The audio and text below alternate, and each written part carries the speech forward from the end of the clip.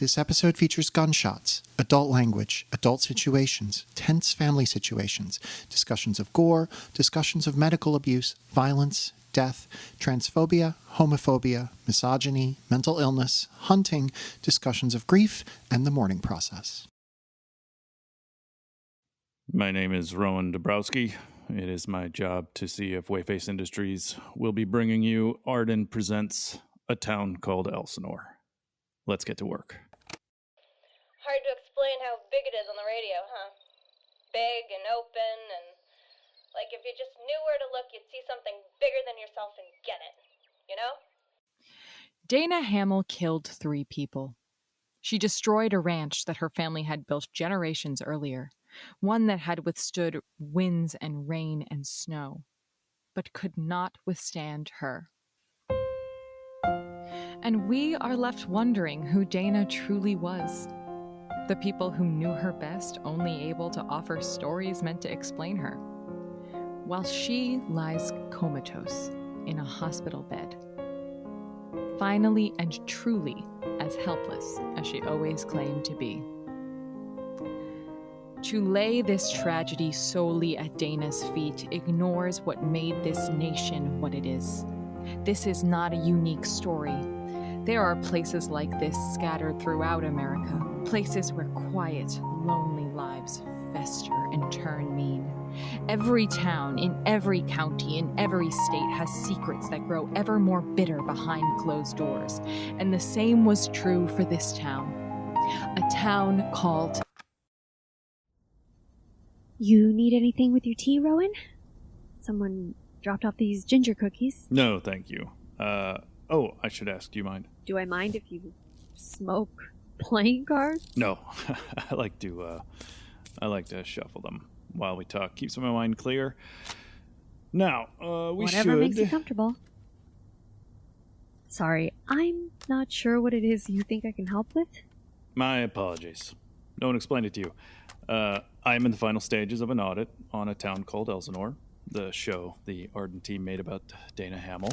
I'm in Montana to check their reporting, make sure there are no ethical lapses, dot the I's, cross the T's.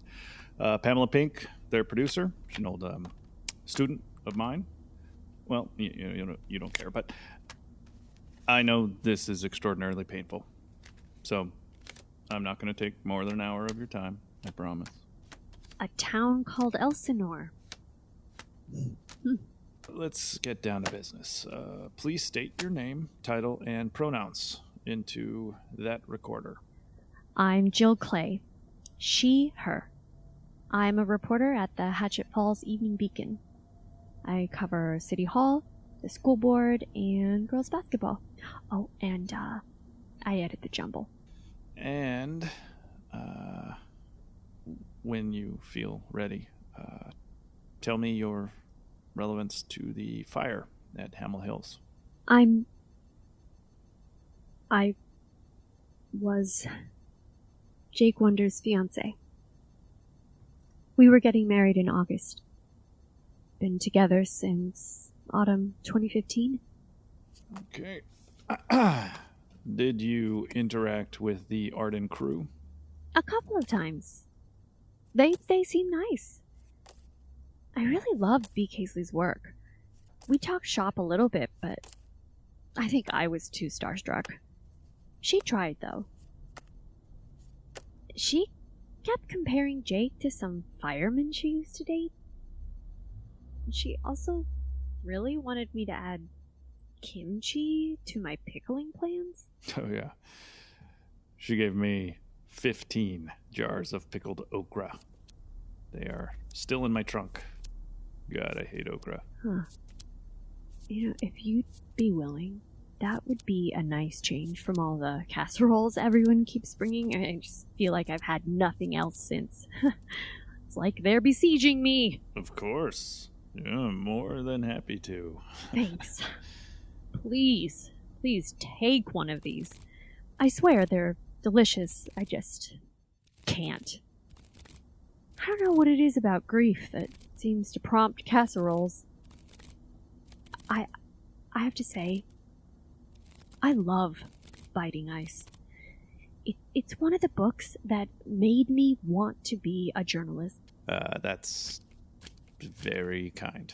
Thank you. And the last few pages, when you talk about loss, Sorry, Miss Clay. We should get back to the matter at hand. I read them at Jake's funeral. Is all I was going to say. Again, that is very kind. In your conversations with Jake, did you ever get a sense of the Ardent crew doing anything unethical? I wouldn't say unethical, no. Except Jake called me right before he arrived at the ranch that night to tell me he might not be home until morning. And then he said something like, "Shit, they're here?" I told him not to come. They being the Ardent team. I guess.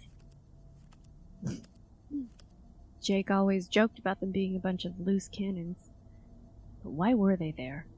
You know? I was led to believe they were closest to the scene, and they did get there first. Jake had the full Elsinore police force there. All 3 of them, but still. And he'd called for backup from Hatchet Falls, and even the fire trucks were coming. I'm sorry. If you have Kleenex somewhere. No, I'm fine. They didn't find a body. So I keep thinking the door will open and he'll just... Without a body, it's easy for hope to sink in. Too easy. I told myself I wasn't going to date a cop. Reporters and cops. It's bad news.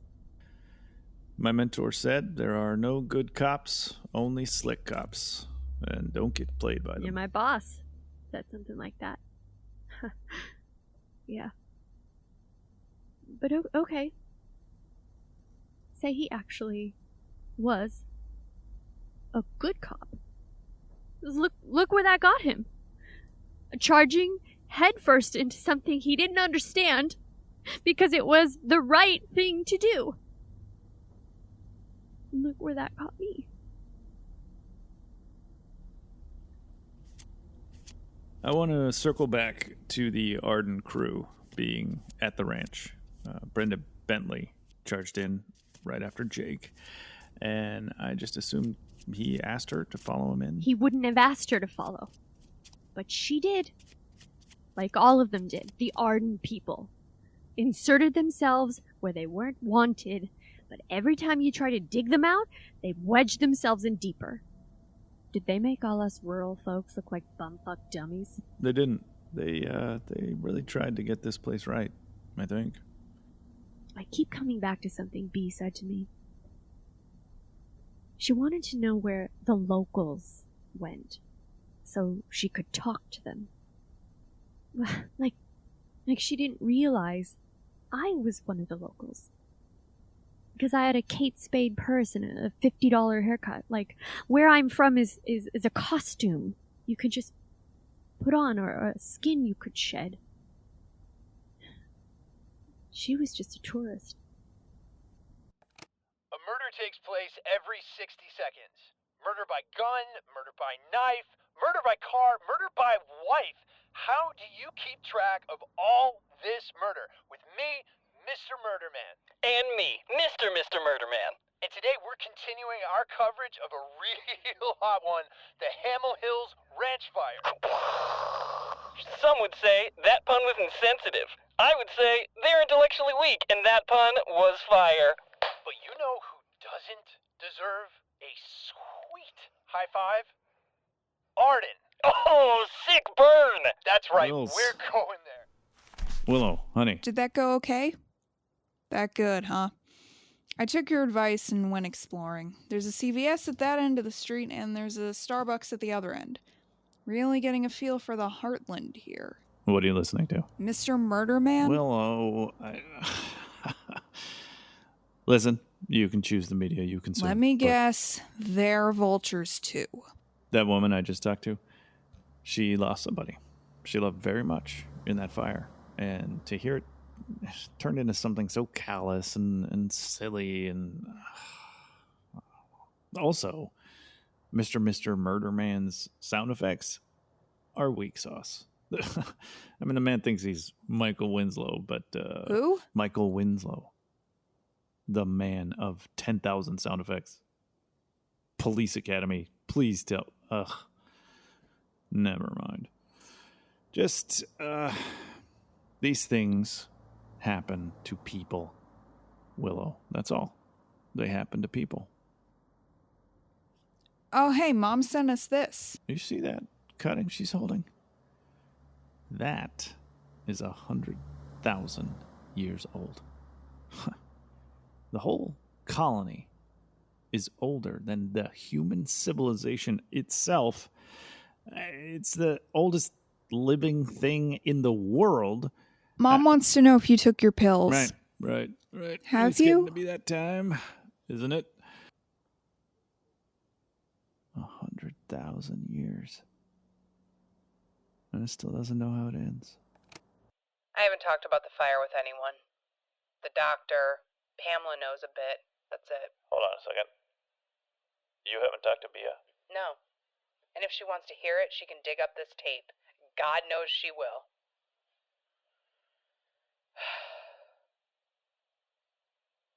Wonder and I go in. He'd realized from the video they were in the basement, so he leads the way. When we get down there, a beam's fallen on Dana and knocked her out. I go to lift it, Wonder goes straight for Trudy. She's unconscious and zip-tied to her chair. And where was Clyde? Somehow he's still alive. Even with that carving knife in his chest and all the smoke, he's still trying to choke out something. I get the beam off Dana, but Wonder's just sawing away at the zip tie with his stupid little pocket knife. He should have pulled the knife out of Clyde. Not like it would have made a difference to Clyde, but Wonder wouldn't have done it anyway. It sounds like the whole house is going to fall apart any second. I yell, "We gotta go." Wonder says he's right behind me. I know he isn't. I hoist Dana over my shoulder and get out of there. It's all sweat and smoke in the house. It sounds like Clyde. Like it's choking too. I keep my head down, focus on one step at a time, and soon enough, I'm on the grass. Then I let myself collapse. I guess the house came down pretty soon after that. Why did you go into the fire?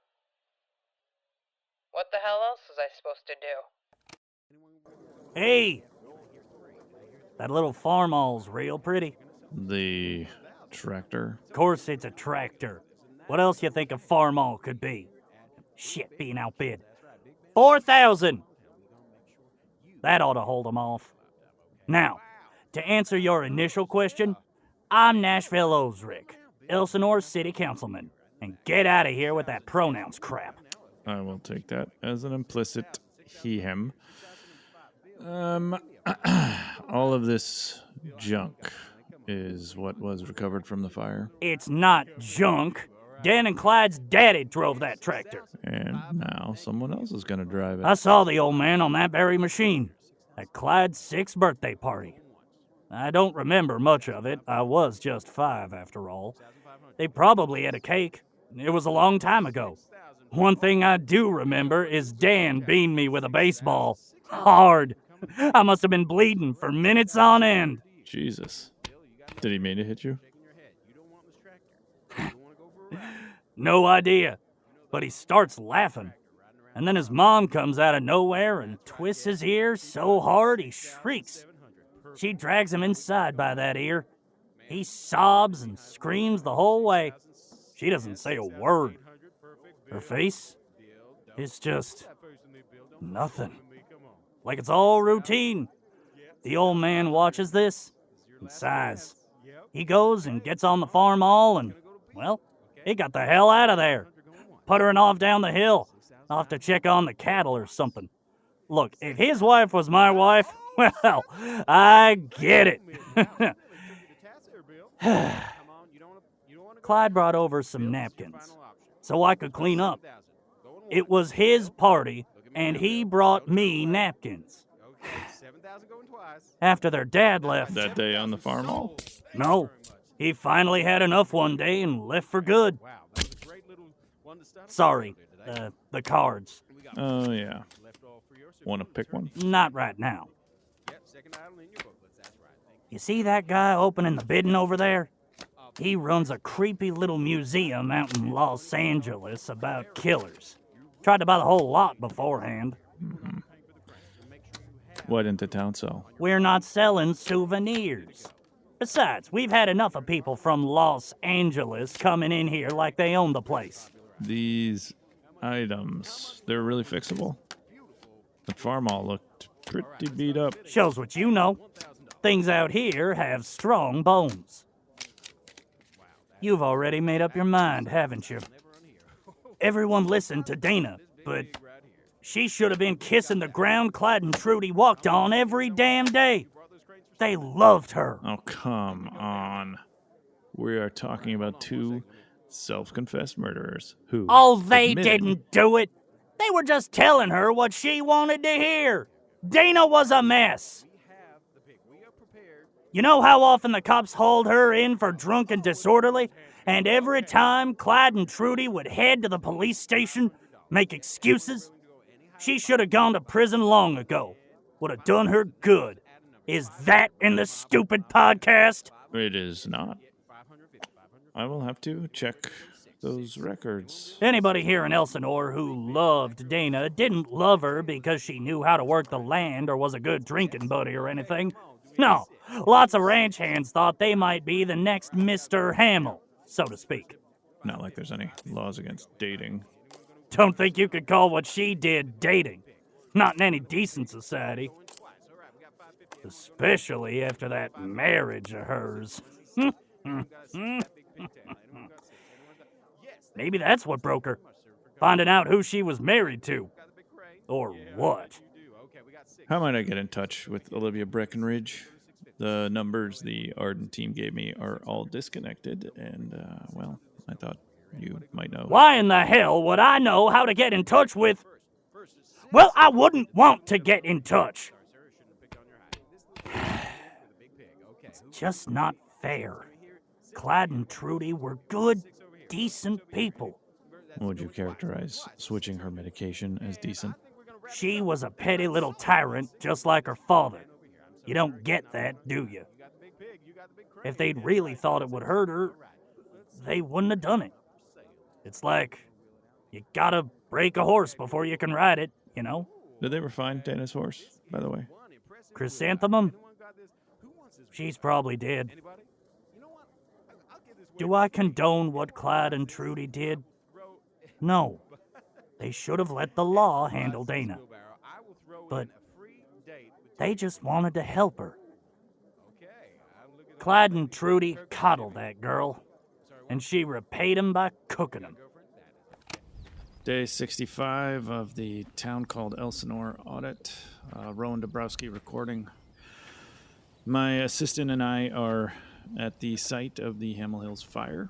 It's quite a scene. A few grain bins are still standing, some trees, but yeah. I know, right? I didn't think it'd be this big, but it's all just gone for miles. Wild. It's not wild. Kind of a cool story, though, right? On the scene journalism? A cool story. What exactly is cool about it? What do you think happened here? It's not that hard. She found out her mom and uncle had killed her dad and were robbing her. She killed them back. Oldest story in the world, right? It's not that easy. Oh, right. Like how your new friend at the auction kept going on about how good Clyde and Trudy were to Dana. Did he forget the part where, I don't know, her mom stole her meds and made her crazy? How would you feel if someone did that to you? She was on her meds when she killed them. We know things have been rough. You thought things would be different this time, and so did we. You believed in us, and we messed up. Sometimes the only thing to do is own up. So here it is. Wayface Industries is sorry. I'll say it again. We are so super sorry about. Arden profiling a murderer for months. Nothing like this will ever happen again. This will be the last time you ever hear about Arden enabling Dana Hamill to burn down Hamill Hills Ranch. Wayface is committed to you, our customers, and or our employees, and or the American and Danish people. We've shaped up. We're better now, and we're on our hands and knees begging for you to come back. We want you back. Please, please come back. This was totally our bad, you guys. This ad is not legally admittance of fault and will bear no actual responsibility for what happened. Hello, yes, I'm Alexandria Detton, but everyone calls me Red for obvious reasons. Of course. I am a proud representative for the Fortinbras Corporation, and I use she and they pronouns. I contain multitudes. Tell me, Mr. Dabrowski, what multitudes are you hiding, or do you settle? Do you settle for yourself? Wait, hold. Damn! Missed. We are in a pond in Montana on a duck hunt. Rowan's never been on one, can you believe it? You realize I'm the only one who hears these tapes. Still, you are missing out. My dog, Portia, is quite the huntress. Don't you dare get those cards out. You'll scare off the ducks. I looked into you, Mr. Dabrowski. I know all about your debilitating playing cards addiction. Ugh, weak. Be that as it may. I would think that you'd want to do everything you could to distance yourself from the Fortinbras Corporation after what Arden uncovered. Arden has his own axe to grind. You know, Mr. Wayface himself tried to buy the Hamill Hills Ranch. He made me the offer the very day the ranch burned down. Perhaps he and Dana were in cahoots. If he can't have it, no one can, that type of deal. You know how common petty vengeance is these days. Why did Mr. Wayface want to buy that land? He found out we had a buyer lined up. Someone very, very famous.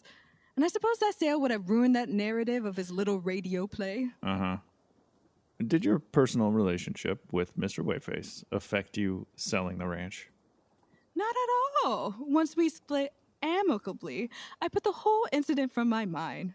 When I'm at work, my heart belongs only to Fortinbras.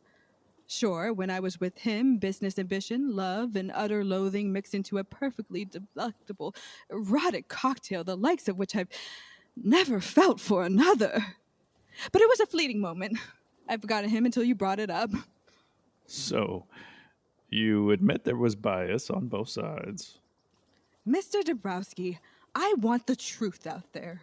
I want an investigation into the Hamill Hills fire. But I want it done by our heroic boys in blue, or real journalists, like Mr. Murder Man. So, you believe the source matters, because the class action suit... Shoot, I almost had one. Anyways, I cannot discuss. In a town called Elsinore, the Arden team alleges that, going back years, Fortinbras used conservatorships to get land they wanted by declaring the rightful owner unfit. You're telling me Dana was fit? She was a murderer. If anything, Arden's involvement proved that some people simply cannot be trusted to. I mean, legally, not everyone is fit. And this didn't just happen. Clyde and Trudy shared with me audio from Dan's own funeral that showed that Dana was very... Here is what I know, because your evasions are making me a bit dizzy. Miss Bentley saw Clyde Hamill at the CVS in Hatchet Falls.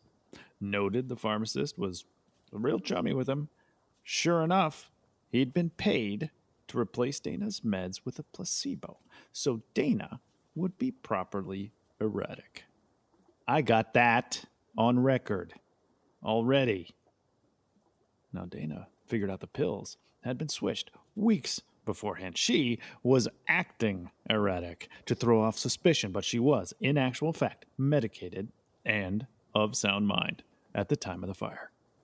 The live stream proves that, and they looked into you. I'm only a representative. And they discovered over a dozen cases where rightful owners were removed and you brokered the deal. Now, widening the search, they found a history of similar practices going back decades. Systemic behavior. Documented. Either Fortinbras' land agents are the luckiest people in existence, or you... That wasn't even at anything, Miss Dutton. No, I hit a duck for sure. There are numerous reports on the Hamel Hills fire. Why is Arden the only team of reporters coming up with these accusations? It's funny how far they'll stoop to avoid taking the blame. This isn't publicized, and you can guess why, but Wayface is footing the bill for Dana's medical treatment and her legal defense if she ever wakes up. Why wouldn't they wash their hands of her? What are they protecting when they protect Dana Hamel? That is interesting. Yippee! I simply must check on Portia's catch. I believe we're done here. Don't think you're out of my crosshairs, Red. I don't believe anyone is out of your crosshairs, Mr. Dabrowski. I'll send you that audio we spoke of, and possibly your lovely recipe for duck confit. For when you decide not to settle. It's still alive! Pam, everything is going fine, really. Plus, I'm getting that fresh Montana air. That's nice to hear. But your expense reports are becoming very eclectic. Red Dutton would only open up if she was staring something right in the eye as it died. Her words, not mine. So, 2 passes to hunting most foul nature preserve later. And You're meeting with Red? What a card, right? Yeah. Look, I'm finding some holes in the thing up here. Nothing we can't patch up, of course. It's not as airtight as I hoped it might be. And That's fine. Sorry, I don't mean to come off as defensive. It's just Red is looking after her own neck. Yes, I recall teaching you how to spot bias first. Look, you're proud of the show. I get that. It's good, but nothing is so good that it can't be made better. Right? I believe that is something you tried to teach me more than a few times. What can I say? I always was a perfectionist. Oh, I still haven't been able to get in touch with Olivia Breckenridge. I know she's avoiding press, but in order to settle this whole story up...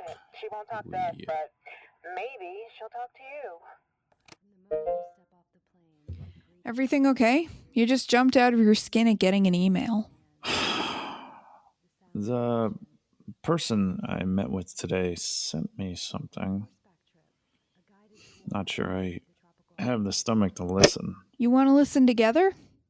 Dad, I listen to Mr. Murder Man. I can handle it. And he doesn't see it. He just goes right over that bike, both front and back wheels. And Dana is, well, what do you think a little girl is going to be like when her bike gets run over? She's a mess. So Dan parks and gets out, gets in real low, looks her right in the eye. Now, most parents would lie to make things better. Oh, we can fix it, we can get you a new one. But Dan, he's honest. There's no fixing it. We can't get you a new one right now. He treated her with respect. And Dan was like that, I guess. He wouldn't give you a beautiful lie. He made you confront the truth. Hard as it could be sometimes. And I'm gonna miss that. I'm gonna miss him. We all will, I know. Well, now Dana's gonna sing one of Dan's favorite hymns. Dad hated hymns, so we're not gonna do that. Been working at something special for the occasion, so here's a Dana Hamel world premiere coming at you from the graveside. I'll see you when I see you, Dad. Why are you trying to be what you're not? You know you're wasting your only shot. This is your notice to adjust. 'Cause we're all gonna go back to dust. All of your worries, your struggles and fears, they'll be forgotten in 90 odd years. Take time to do what you must. 'Cause we're all gonna go back to dust.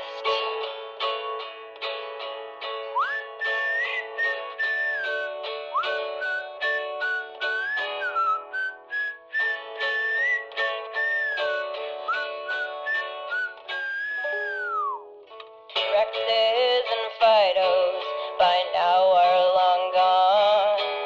Your grandpas and grannies have already passed on. Though it's only quietly discussed, you know they had to go. Oh! Dad? Are you okay? I'm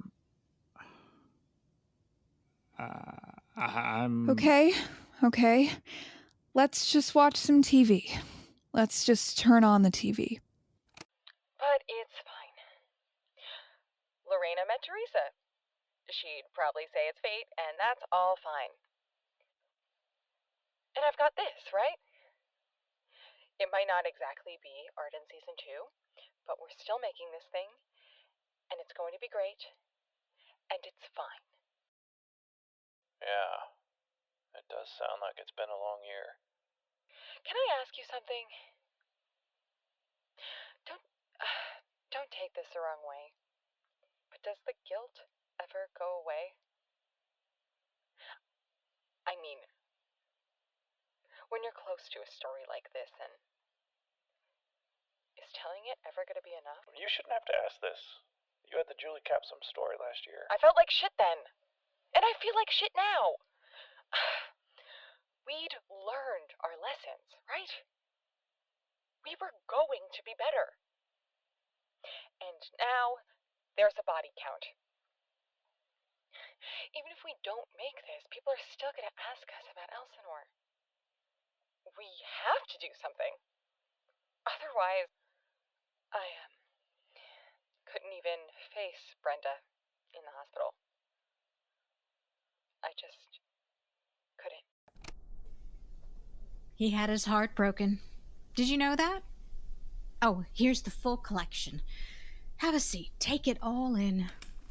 It's really remarkable what awaits us all in America's small-town museums. You must have seen some of his movies. Gary Cooper. Sure, I love High Noon. No, Jerry Cooper, the much more substantive talent. He deserved an Oscar for his work as Noah in 2x2. The young Busby Berkeley choreographed the groundbreaking musical number featuring the drowning heathens. Are those cards supposed to distract me? Excuse me? Oh, it's a common interview trick.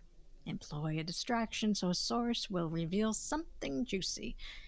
In this case, that something juicy might help you shut down a town called Elsinore. I haven't decided whether I'm going to shut down. You wouldn't be talking to me if you weren't thinking you should shut it down. I was there. I met everyone. I'm as close as an impartial observer as you're going to get.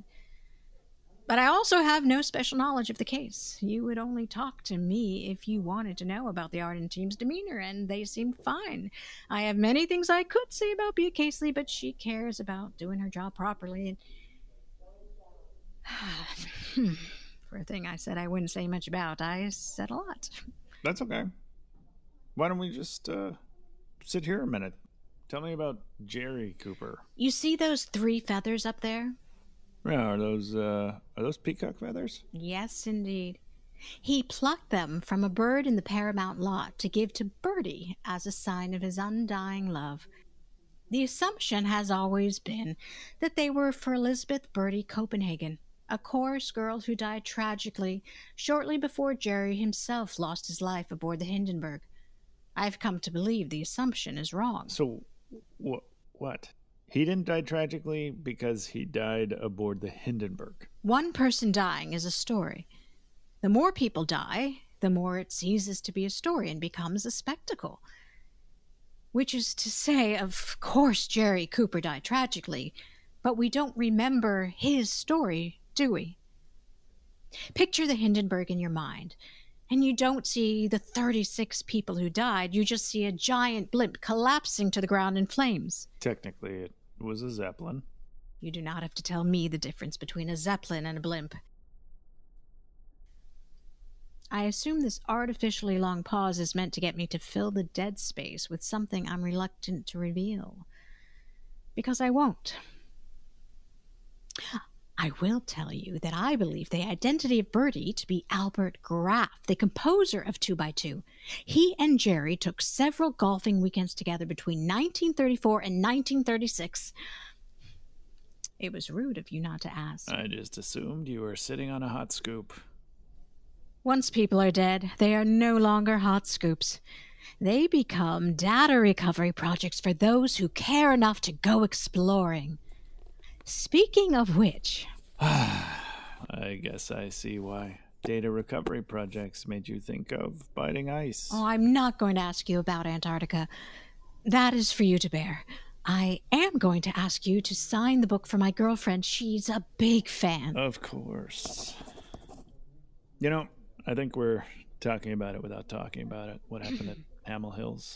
I'm talking about a sad story that became a giant spectacle. And you must know, a town called Elsinore is meant to reclaim Dana Hamel as a tragic figure, at least a little bit. I do not think Dana Hamel was a villain.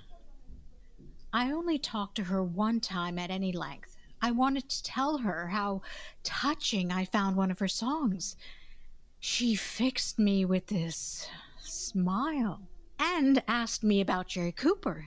She had found out that was why I was here, and as he was a hometown hero, she knew plenty about him. Had even seen a couple of his movies. If Dana was a movie buff, I'm going to have to advance my theory that Dana was whatever anybody wanted her to be. I think Dana was an amazing performer. She made me think I mattered. If you hear Bea tell the story of me coming to Montana, it was about following her around. But I was looking into Jerry Cooper. I was always afraid I was trying to force myself into a shape she could better appreciate. I wish I had a little glass so I could raise a toast to marriage. Well, you were right. They wouldn't let me buy the two-headed calf. I was going to say, not if you find the right person in regards to love, but Teresa has always had an impeccable sense of how and when to make an entrance. I offered them $50,000 for it, and they said it's priceless. I said it's a threadbare, well-worn dead cow with two heads, and they would be lucky to have the money. Where are we going to put a two-headed calf? We are going to dismantle it. Humanity has a weakness for taking that which fills us with wonder or terror and placing it on a shelf so we can look at it. Well, you know what they say? Two heads are better than one. And when I'm through, no one will ever say that again. Sweetheart, Mr. Dabrowski and I are discussing the career of Jerry Cooper in lieu of discussing the Arden team. So far, I think you'd be quite proud of me. Here are the mistakes the Arden team made, in order. 1. They took Dana's story at face value. 2. They put an untrained reporter in charge of the story. 3. They let personal connection overwhelm good sense. Yeah, good journalism isn't always responsible journalism. And responsible journalism isn't always good journalism. Well, that's just the same thing, huh? It seemed meaningfully different in my head. I found much nuance to ponder in it, sweetie.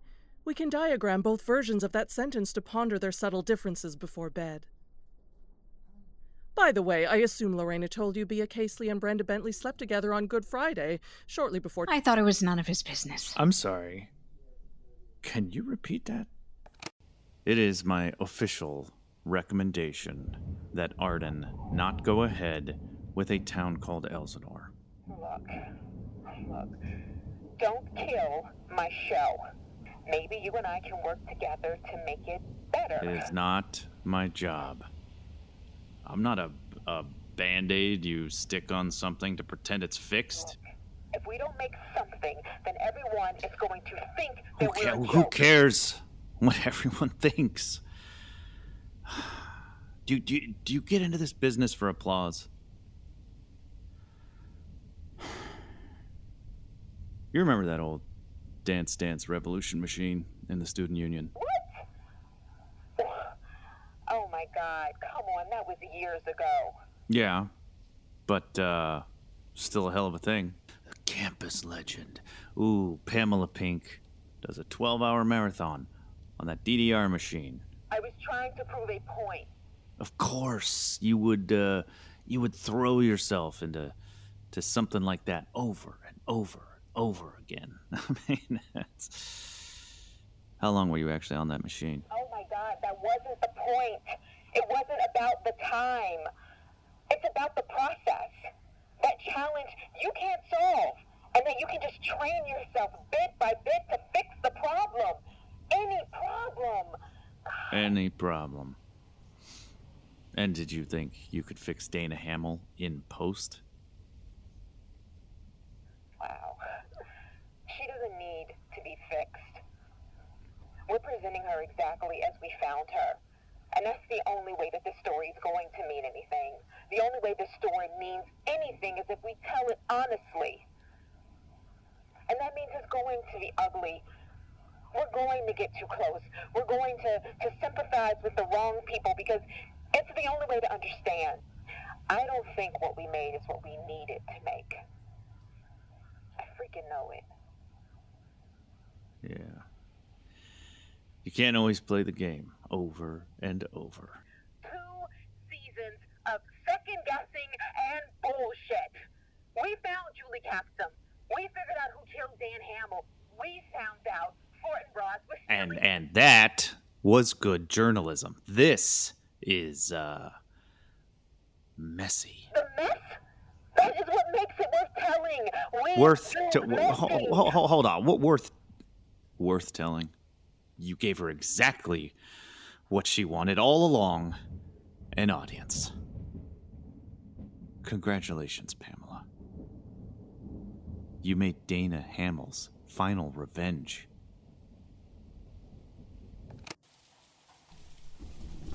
Well, this has been a fun summer road trip. Kind of an abrupt ending. You want an apology? I hope you learned a very valuable lesson that the people you counted on can disappoint you. You're going to need to know that as an adult.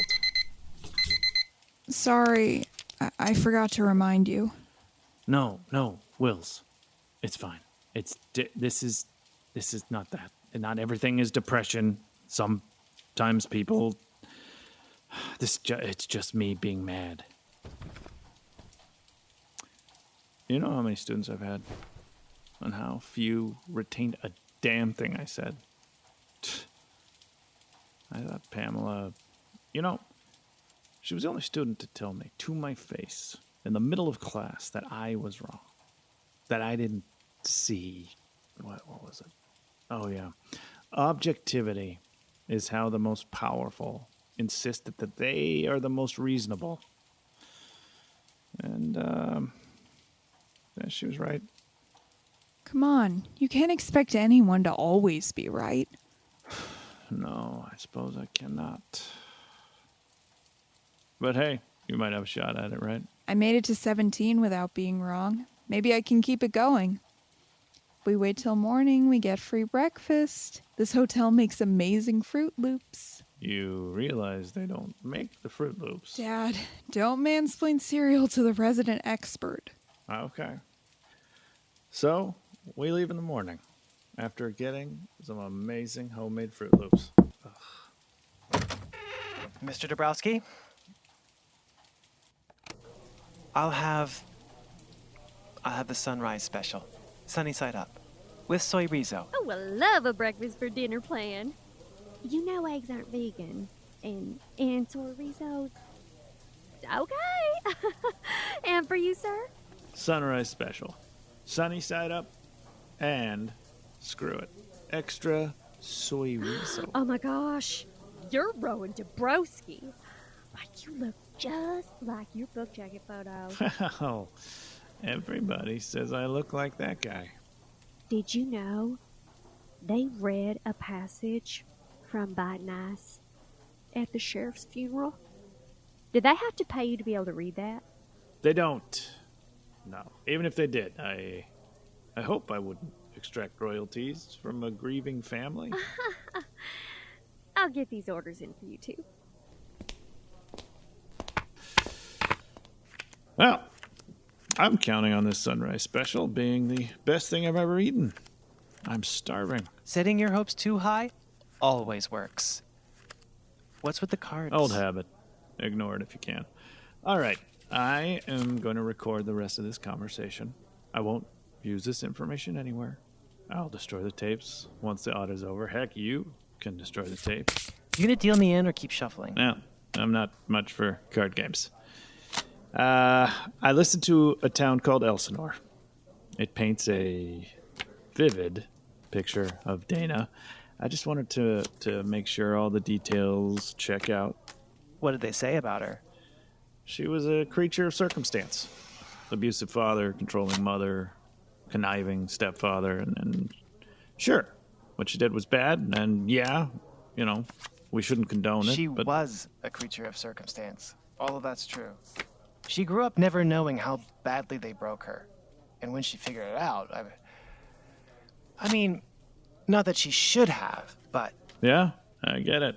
I mean, listening to the show, I felt like they were circling her and circling her, never quite landing. And then there's this story in the last episode. Dana's a junior in high school, and then there's a school concert. Broadway comes to Elsinore, and they pick some other girl to sing cabaret, and Dana cannot have that. So she locks the girl in the bathroom, and she goes out on stage, gets out her guitar, and she just launches into it. She gets a standing ovation, you know? I mean, that's who she was. Always taking center stage. She didn't get a standing ovation. She got suspended. People booed her. Megan Thomas was a smarmy know-it-all, but people loved her. They wanted to hear her sing that song, even though Dana sang it better. But when Dana sang it, it was a little scary. She was too into it.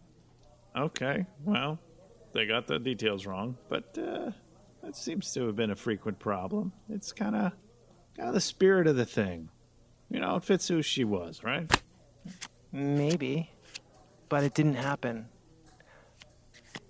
Are you going to deal me in or what?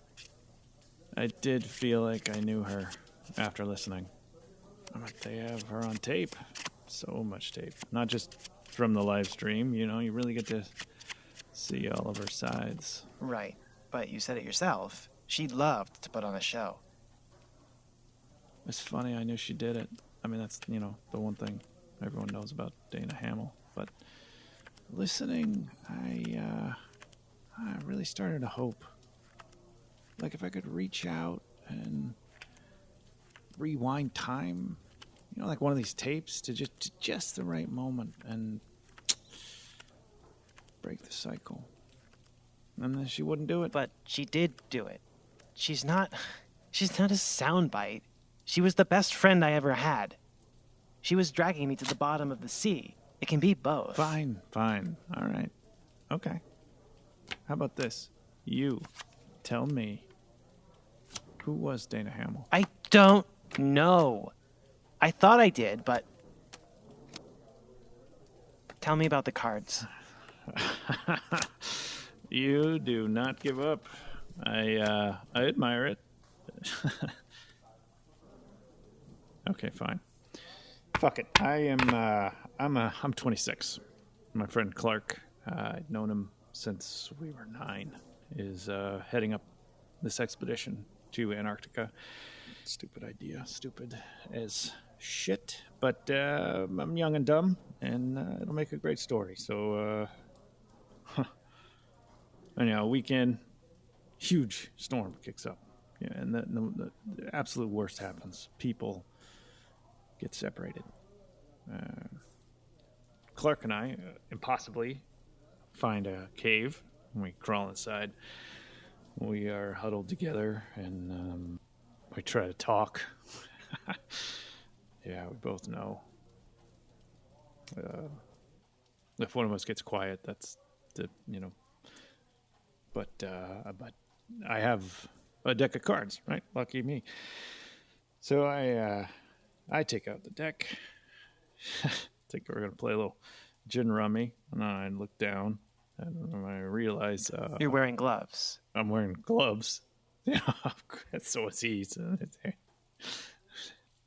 we can't play cards. I don't know what the fuck I was thinking, but we just roar with laughter, and I don't know. We just start talking, just about it, just about everything, and then he slows, and then and then I wrote a book. And they made that book into a movie, and nobody ever lets me forget about it. I don't remember any cards in the movie. Yeah. That's because I never told anybody about it. Except for my wife. It was important to me to keep just a part of it to myself. Some part of him. Like if I didn't share that part, then maybe it wasn't exploitative. Why write a book at all? Yeah, well, I got home and everybody was saying Clark is this irresponsible, wild child, in over his head, and I knew he wasn't. And I thought, I could correct the record, but I overcorrected it, and he was my best friend. He was my best friend, and he was an irresponsible, wild child in over his head. It can be both. 2 sunrise specials. You both made the right call. And if you want pie later, well, let me know if you need anything else. I dream about him. Sometimes. Still. And then I wake up and I shuffle my cards. I dream about her, too. Almost every night since my father died. I'm in a castle long ago. Dana isn't herself, except she is. I'm happy, I think, or very, very sad, or both. And then I'm not in a castle, I'm underwater. Above me, stars gleam. Maybe they're flowers? If I can just touch them. Every move I make, I drag myself deeper and deeper. That morning I woke up to find my father drowned, not me. The dream wasn't a warning, not about that at least. I needed to write about him. I wanted to correct the record, about him, but I wanted to correct the record about me, too. I wanted to know I'd done enough. I had to let go of that grief, I had to come out, somehow. Talk about it, Olivia. Into the tape recorder, or even, into your soy riso. You have to talk about the people you love. You have to. Who is Olivia Breckenridge? May I? Sure.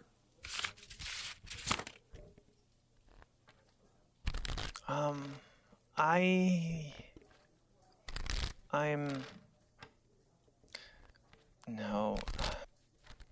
Okay. My whole life, I felt more comfortable around women. They made sense to me in some way I couldn't define. Until I could define it. Until I could speak myself into being. Become a phoenix. But a phoenix sets everything on fire. One last thing Dana and I get to have in common. I wanted to be her, and to be loved by her, and to escape her. Turns out when you're a teenage girl, this is just a thing you do. You meet another girl and get sucked back into her. Cis girls learn to kick against that undertow. But I had no idea. I was caught in a whirlpool, and I didn't know how to swim. I'd leave, I'd come back, I'd get sucked back in, I'd leave, over and over. Dana was so surprised when I came out to her, and I think I was a little shocked. I just assumed she could see me all along, but I had to see myself first. Like, when you call me ma'am or Miss Breckenridge, that's you seeing me, right? And you've only known me as Olivia. You only see the person I present to you, but some little part of me, some tiny, tiny voice always insists you're just being polite. I desperately want to believe the reflection you show me, but I always worry that Dana wanted to be the sun. She wanted all of us to bounce her light back onto her. We all had other plans. She didn't get that. And if I should have taught her anything, it was to trust the light she already cast. But she didn't get it. I mean, how could she? I bought the ranch. You bought the I drove back ranch? to Elsinore the night of the fire. 10 hours. And even though they called me and told me about the fire, I had to hope she might be there. The whole way back, I couldn't stop beating myself up. What if I had been there? What if I just stayed put? Not with her, but near her, like on the land, by the bluff. I got to the ranch just as the sky began to turn purple. The fire trucks were still there, the cops too. Ranch hands loading up cattle. One ambulance was pulling out. In no hurry. The sun started to come up over all of it, and I should have turned right around and headed home. But I didn't. I stopped and looked, and I saw it all again. She was a monster. She wanted to destroy everything, even the land. But she had reset something without meaning to, and I wanted to put something new there, to not reduce it to a land of ashes. Something new. You must think I'm crazy. No. I don't think you're crazy. So who's Dana Hamill? The night my father died, she came over. Around midnight was when we figured out Clyde and Trudy were messing with her pills. I say, let's go to the police, but Dana gets that sparkle. We've got to prove it. If we can prove it, that fixes everything. Now it's 2 a.m.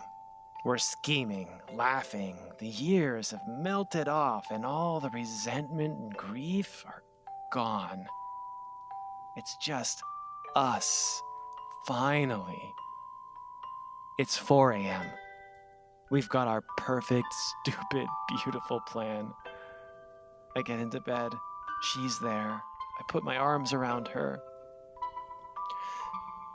She could finally see me. And that was enough. She was everything everybody wants to say she was, and worse. But I would do anything to live that night over again. That's Olivia Breckenridge. I loved a girl. I had to leave. She fell apart. I bought her ranch. If I'm gonna drown, I may as well face the sea.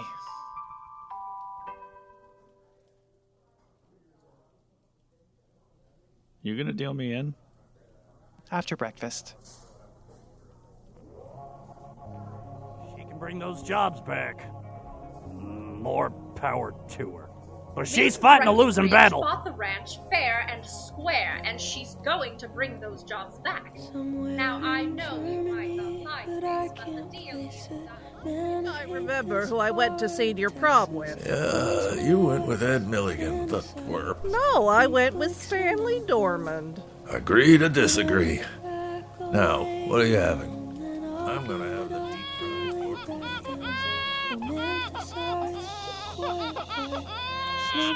Hey, do you want everybody in this diner looking at us? Hockey puck, make it cry. Oh, and lots of ketchup. Another hamburger. Ugh, these Americans.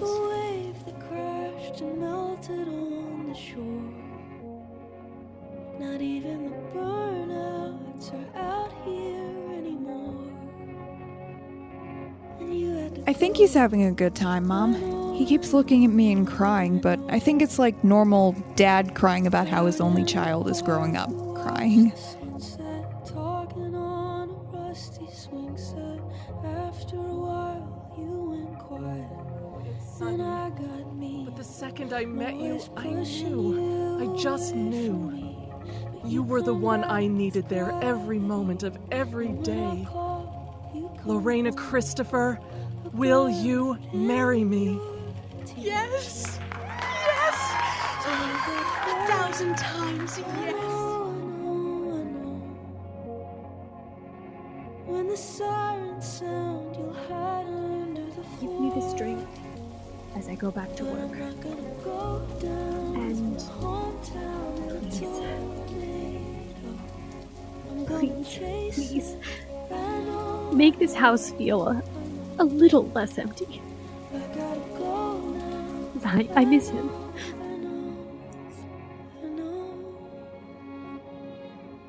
Who cares about a scandal? I bled for this company. If anyone deserves their job Red, back... this company needs one last thing from you. It's time to disappear.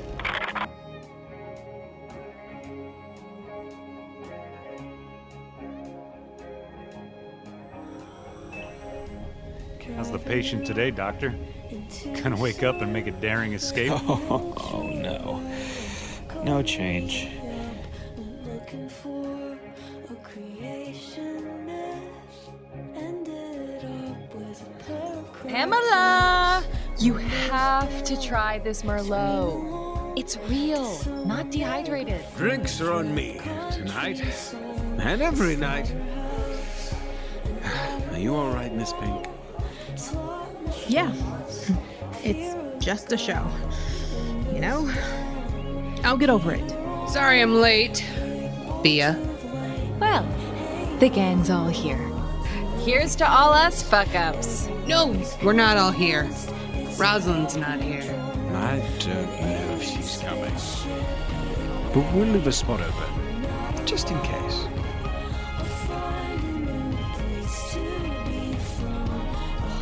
Ta-da! A cowboy hat. Woo-wee! I'm ready to be on the ranch, baby. Rustle them cows. Yeah! Oh, I love you. Are we making a mistake? I don't know, but it's too late to sell. Yeah. Yeah. Shit.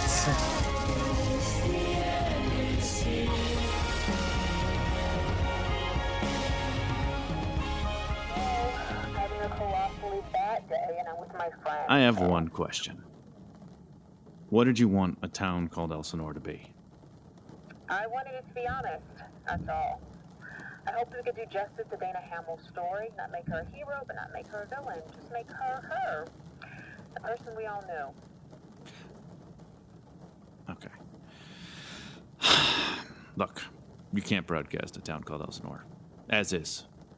But you can make something better. Something that's not just the Dana Hamill story. It'll be about everybody who knew her, who survived her, who mourned her. And I'd like to help. If you'll let me. If you don't think it would compromise your audit. Oh. You're serious? People die because the truth wasn't told. I've always hoped the truth had a power all its own. The state of the world suggests it doesn't, but we keep trying to tell it anyway. It's all we can do. Let's get to work.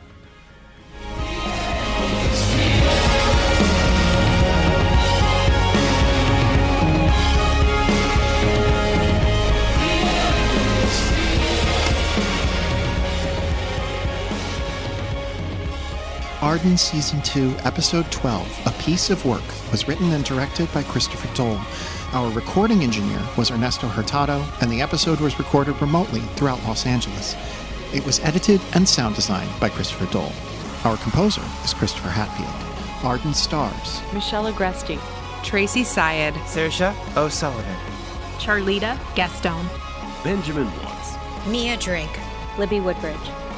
Our guest stars this week are Ptolemy Slocum, Rebecca Metz, Julia Selden, Lindsay Syme, Grant Patrizio, Nelinda Palomino, Jennifer Liao, Katie Wright, Robert Fleet, John Rail, Caleb Del Rio, Brigham Snow, Misha Stanton.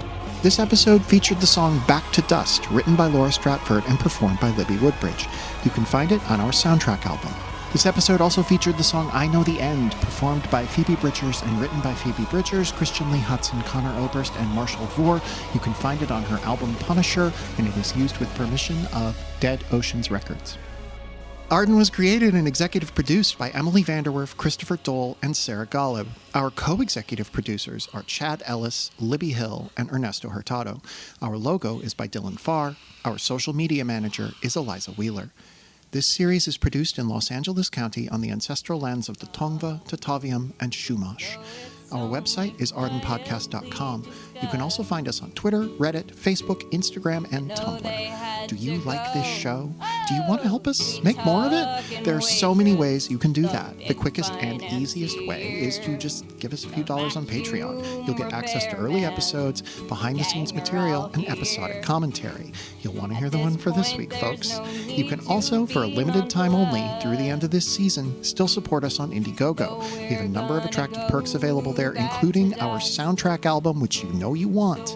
You can buy special Arden-related merchandise on TeePublic, including an extremely festive, very holiday-appropriate Skunk Ape t-shirt. You can rate, review, and subscribe to the show wherever you found it, Apple Podcasts, Spotify, Stitcher, and other platforms. That helps us too. But no matter what, you only have one more episode to listen to, gentle listeners. As always, the head of our Foley department was Ptolemy Slocum, who said, Mr. Murder Man's sound effects are weak sauce. Join us next time for more adventures in Arden. Thank you, and good night. Wind up together. This week and every week, we'd like to thank our executive producer donors, Amy Tate, Danny Bell, and DJ Sutherland, who are more than just good people. They're the best. This week, we'd like to thank our Indiegogo backers, Micah Serra, Michelle Delgado, Mitchell Young, Miles McNutt, Nate Davis, Nate Goodman, Nathan Ziegler, Nick Ostrom, Nicole Kapinski, Noel Murray, Noah Quinshenka, Olivia Angston, Orion Armstrong, Patrick Simon, Peter Scully, Philip Ames, PJ Scott Blankenship, Quest for Pie, Ray Knudsen, and Randy Doll, who know you just gotta order the Sunrise Special with extra soy Rizzo.